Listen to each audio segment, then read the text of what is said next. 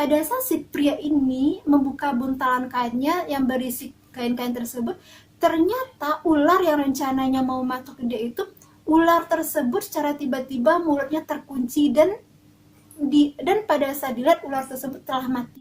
Assalamualaikum warahmatullahi wabarakatuh. Terima kasih teman-teman masih setia di channel saya, dan bagi teman-teman yang baru saja nyampe, silahkan dilihat video-video saya yang lain yang bertemakan kisah nyata keajaiban sedekah.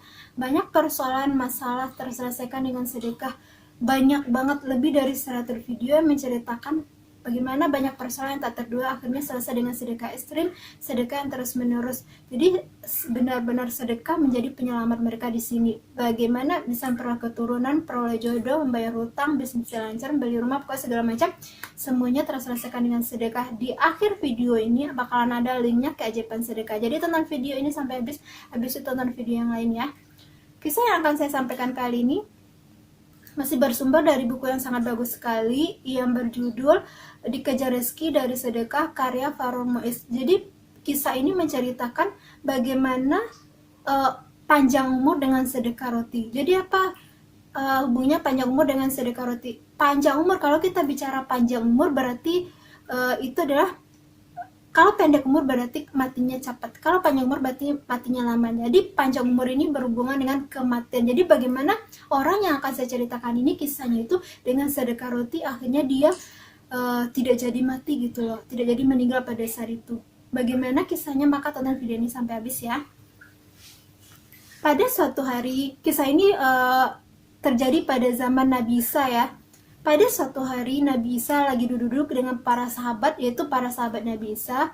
Kemudian lewatlah seorang laki-laki yang gemuk dan pendek. Ya, lewatlah seorang laki-laki yang pendek. Bukan saya masuk menghina ya, dalam bukunya begitu. Dengan membawa dengan membawa buntalan kain, sebungkus kain gitu. Jadi membawa buntalan tapi dalam bentuk bungkusan. Mungkin bungkusan itu isinya adalah kain.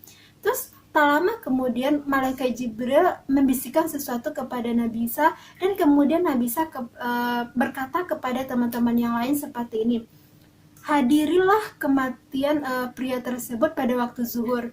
Jadi secara tiba-tiba Nabi Isa mengatakan bahwa pria yang baru saja lewat, yang pria yang pendek ini yang membawa buntalan bungkusan pakaian ini, pada waktu zuhur dia akan meninggal. Jadi Nabi Isa ini mengajak teman-temannya, sahabat-sahabat yang lain itu untuk menghadiri pemakaman pria ini.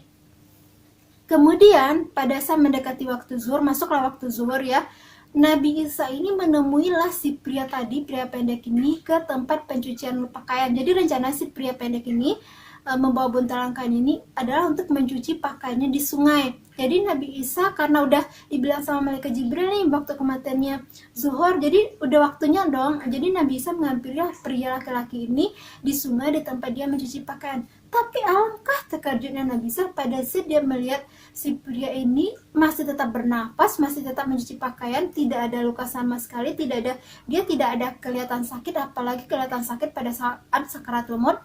Tidak ada sama sekali. Jadi Nabi Isa terbengong-bengong lah ya.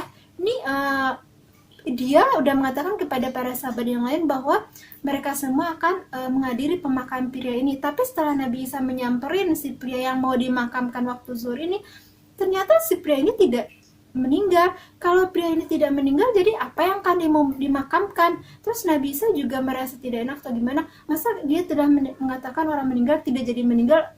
Takutnya nanti kepercayaan para sahabat Nabi Isa ini akan memudar gitulah kepada Nabi Isa.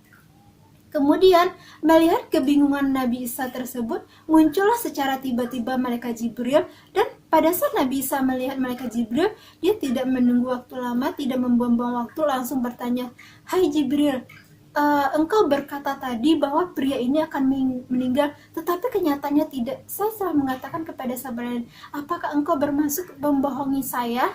Kata Nabi Isa ya.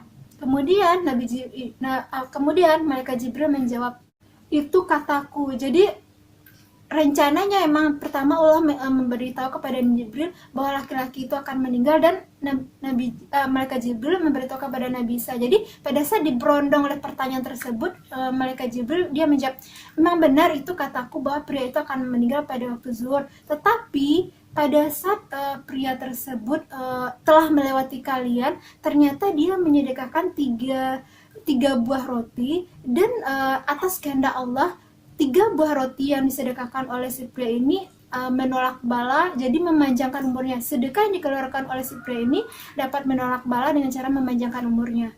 Jadi teman-teman, sekali lagi saya bilang, sedekah itu bisa menolak bala, sedekah itu bisa memperpanjangkan umur. Beberapa cerita udah udah membuktikan ya bagaimana orang sakitnya sakit kritis tidak terduga, setelah keluarganya bersedekah ternyata dia bisa sembuh secara tiba-tiba dan sembuh total dan tidak ada bekas sama sekali. Banyak banget video saya menceritakan itu. Jadi kalau teman-teman mau tahu, silakan lihat videonya. Ada yang sakit kritis, sakit kanker, sakit buta penglihatan, sakit ginjal, pokoknya banyak deh di cerita itu. Silakan teman-teman lihat ya. Kembali lagi kepada kisah ini, jadi si pria ini tanpa sepengetahuan, setelah melewati Nabi Isa, dia menyedekahkan 3 buah roti yang dimilikinya. Dengan izin Allah, sedekah yang diberikan oleh si pria itu telah menolak bala kematian, dan akhirnya sedekah itu memperpanjangkan umurnya. Jadi maksudnya adalah skenario kematian si pria ini kalau dia tidak bersedekah, seperti ini Nabi Isa, Malaikat Jibril menjelaskan kepada Nabi Isa ya, kalau seandainya si pria pendek ini tidak bersedekah, tidak menyedekahkan 3 buah roti itu atau dia tidak bersedekah pada saat itu, maka skenario kematiannya seperti ini. Si pria pendek itu kan dia membawa buntalan kain, di dalamnya kain ya, dalam kantong plastik itu ada kain. Ternyata di dalam buntalan itu ada ular hitam. Jadi pada saat nih buntalan kain itu akan dibuka, maka ular hitam itu akan mematok si pria itu, yang menyebabkan dia keracunan, akan menyebabkan dia mati gitu loh secara tiba-tiba pada waktu zuhur yang telah direncanakan. Tetapi dengan sedekah yang dia berikan itu, Allah menahan kematian si pria ini dan memanjangkan umurnya. Jadi yang terjadi adalah setelah si pria ini bersedekah, apa yang terjadi dengan buntalan kainnya itu, kemana ular tersebut? Bertanya-tanya dong malaikat Nabi Isa. Jadi setelah dia bersedekah itu yang terjadi adalah pada saat si pria ini membuka buntalan kainnya yang berisi kain-kain tersebut, ternyata ular yang rencananya mau matok dia itu, ular tersebut secara tiba-tiba mulutnya terkunci dan pada saat dilihat ular tersebut telah mati. Jadi bayangkan teman-teman, tidak ada yang sulit bagi Allah untuk membalas sedekah-sedekah kita. Tidak ada yang hal mudah membalas sedekah kita. Jadi tidak perlu mengkhawatirkan, apa sih kok saya belum terima balasan sedekah saya bersedekah ini kok nggak ada gantinya gitu. Jangan berkata begitu, jangan berpikiran begitu, karena balasan sedekah itu akan kita terima pada waktu yang tepat. Seperti yang terjadi pada si pria ini. Padahal dia nggak tahu loh bahwa di dalam buntalannya itu bakalan ada ular yang bisa mematoknya, yang bisa menyebabkan kematiannya dia pada hari itu. Dengan sedekah dia yang secara mungkin dia tidak sadar atau secara tiba-tiba, atau dia tidak berpikir bahwa sedekahnya itu bisa menyangkan umurnya, maka diberikannya, padahal sedekahnya itu cuma 3 buah roti. Jadi teman-teman, kalau ada kesempatan maka bersedekahlah banyak-banyak. Kalau ada kesempatan bersedekahlah banyak-banyak. Jadi kapanpun dan dimanapun, lihatlah orang-orang yang memerlukan pengemis, ibu tua atau siapa, janda-janda, fakir miskin, anak yatim yang ada di sekitar rumah kita, santunilah gitu, karena mereka memang memerlukan bantuan. Jadi maksudnya adalah setiap rezeki yang diberikan oleh Allah kepada kita itu ada namanya yang harus dikeluarkan. Yang harus dikeluarkan itu ada yang namanya wajib dan ada yang namanya sunat. Kalau yang wajib itu namanya zakat. Jadi zakat ini cukup nisabnya, cukup jumlahnya, cukup nisab itu setahun, cukup jumlahnya itu dengan jumlah tertentu, maka dia harus dikeluarkan. Pada saat saya mendengarkan ceramah Ustadz Abdul Somad, kalau kita menghindari penghasilan, menerima gaji lah ya, zakat penghasilan ini. Pada saat kita bekerja nih, kita kan bekerja setiap bulan, otomatis dalam 1 tahun kita pasti bekerja ya. Pada saat kita menerima uang itu 2,5% dari uang gaji kita zakatkan, itu berapa banyak jumlah gaji kita sehingga kita udah termasuk wajib zakat, yaitu pada saat penghasilan kita 3.600.000 rupiah, maka udah terkena zakat 2,5%. 2,5% itu sekitar 100.000 lah ya. 100.000 atau 125.000. Jadi tidak banyak juga. Itu yang namanya zakat. Kalau yang sedekah ada lagi namanya adalah sunat sedekah dan infak. Jadi teman-teman, kalau zakat ini yang wajib tidak kita keluarkan, maka yang wajib tersebut bercampur menjadi haram. dia harus kita keluarkan, berikan kepada orang lain, tapi kita makan, jadi menjadi haram bagi kita. Kalau yang halal sama yang haram bercampur, maka iya, bayangan aja lagi nih, misalnya ada air nih 1 ember bersih, ada lagi air 1 ember kotor. Jadi yang 1 ember kotor sama 1 ember bersih, jangankanlah 1 ember nih, ada 1 ember air bersih dan ada 1 ember air kotor, air got. Pada saat air got ini dicampurkan dengan air bersih, air yang 1 ember bersih ini akan menjadi kotor.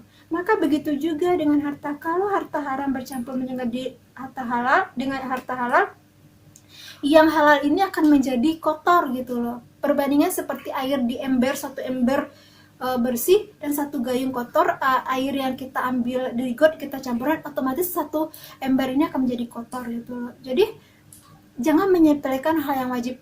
Kalau sedekah ini tidak wajib tapi sunat, tapi Allah sangat mengharuskan apa ya, iya, mau enggak wajib juga, tapi menyunatkan sedekah lebih baik dikeluarkan pada tidak. Kalau ada orang yang berpikiran begini, saya penghasilan saya terbatas, kenapa saya harus bersedekah? Sedekah kan tidak wajib, jadi saya tidak perlu. Begini teman-teman, yang namanya Allah itu maha mengetahui, maha melihat, maha mendengar. Jadi pada saat Allah itu memerintahkan kita untuk membayar zakat, untuk mengeluarkan sedekah, untuk bersedekah, berinfak gitu. Jadi maksudnya Allah itu adalah dari rezeki yang kita terima itu sebenarnya udah dimasukkan kalau Allah, dari sebagian rezeki yang diberikan kepada kita itu sebenarnya Allah telah menitipkan sebagian rezeki itu untuk diberikan zakat, untuk disedekahkan, untuk infak segala macam. Jadi sebenarnya itu udah dilebihkan dari rezeki yang kita terima, itu udah dilebihkan oleh Allah gitu loh. Makanya jangan tunda-tunda untuk bersedekah, apalagi berzakat, karena yang haram menjadi campur halal maka dia tidak baik jadinya. Oke teman-teman, bagaimana menurut teman-teman cerita ini? Silahkan share di kolom komentar. Jangan lupa lihat video yang lainnya. Ketemu dengan video berikutnya. Silahkan bagikan sebanyak mungkin. Assalamualaikum warahmatullahi wabarakatuh.